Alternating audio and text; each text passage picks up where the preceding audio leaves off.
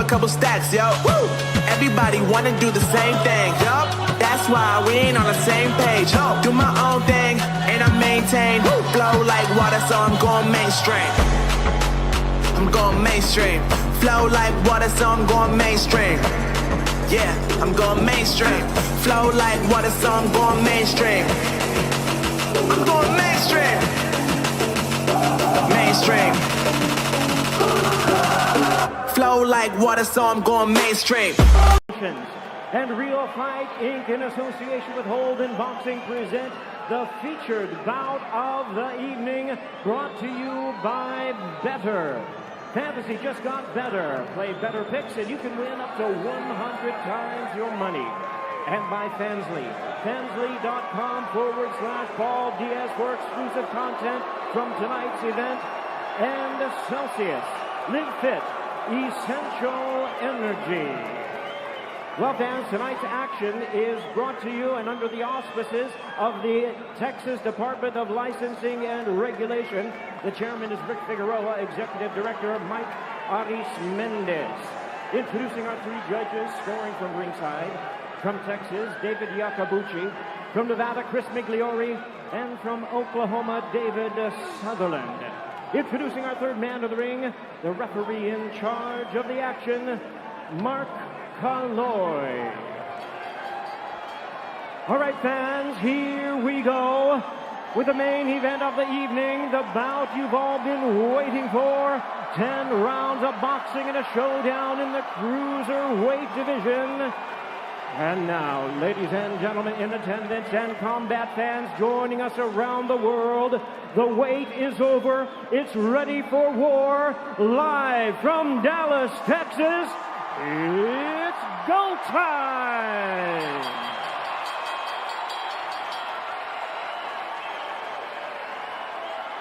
Introducing to you first on my left, fighting out of the red corner, wearing black trunks with white trim, the international superstar fighting out of Dorado, Puerto Rico, by way of Cleveland, Ohio. He weighed in at the cruiserweight limit, 185 pounds, a Sports Illustrated Breakout Boxer of the Year. His professional record stands at 6 wins, 1 loss, with 4 wins coming by way of knockout.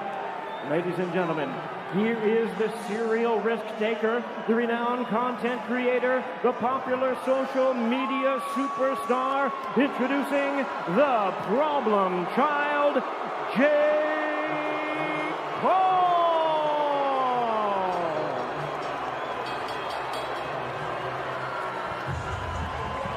And his opponent across the ring on my right, fighting out of the blue corner, wearing black trunks with white trim, proudly representing his hometown of Stockton, California. He weighed in at 184.9 pounds. This wildly popular veteran of 34 MMA fights and a Brazilian Jiu-Jitsu black belt, tonight making his professional debut in the squared circle.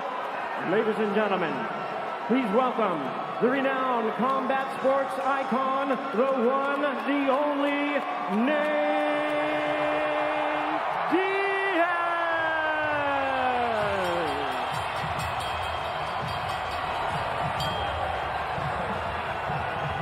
And once again, our referee in charge, now to give instructions, Mark Kalloy.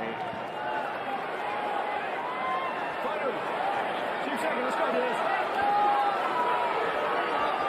Gentlemen, we're both professional athletes. I expect for you to conduct yourself as such.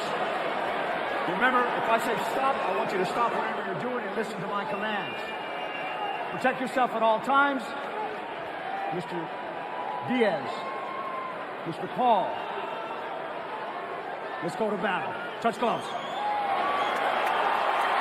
Into the battle we go. Darren Barker, 8 fights to get to this moment. And it is time for our main event of the evening. The problem child, Jake Paul. Nathan Diaz. Let's get it started. Here we go. Do not blink. Oh, my. Round 1, we're underway. Jake very light on the feet, bouncing in and out of range right now. Starting out with the feints already. A southpaw versus orthodox matchup. We heard Dan Hardy talk about Jake having a lot of success with southpaws. And again, you're going to see an awkward style here from Nate in this fight. Jake's going to be very, very light on his feet, but when he plants and throws, it's going to be like the tank he rode in on. Well, one of the things I heard Jake Paul talk about was his footwork. He had to improve on his feet, and we've seen that already. It's a nice, steady stance, nice little bounce in his movement, and a good jab, stiff jab. And I'm sure Nate would have watched this fight against Tommy Fury, and though they're different stances, Tommy Fury could not miss with the jab.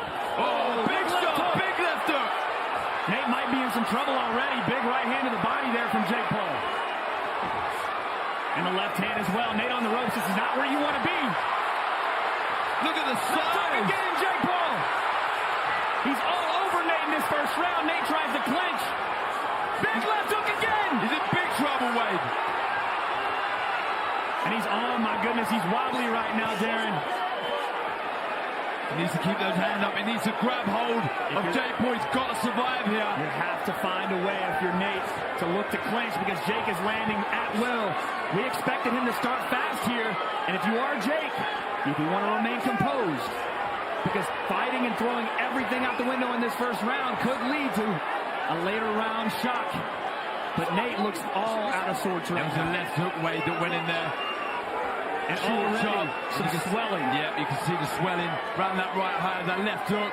Oh, Unsteady on his feet, falling forward with a 1-2. This is not looking good already for Nathan Diaz. We know he's unorthodox, but I don't think that you want to see punches coming out like that, sprinting into range behind nothing. And if Jake sits down on one of those right hands and it lands, it could be good night. Yeah, it's just Nate Diaz. He'll kind of be hoping that Jake could punch himself out, but looking strong, looking fit, looking conditioned. This is where Nate needs to be, right here. Because he's safe and he's able to grapple, put the weight on Jake, make him carry it, and like you said, try to get Jake to punch himself out a little bit. And a good first round for Jake. And here comes Nate forward once again. Yeah, sloppy shots though from Nate Diaz. He has to tidy those up a little bit. You see there, chin's high, throwing that last right hook. As Nate settles into the fight here, it's going to get interesting because Jake did have a great first round, and Nate just casually and nonchalantly kind of wings out a right hand. But a great opening round for Jake Paul. Wow. Big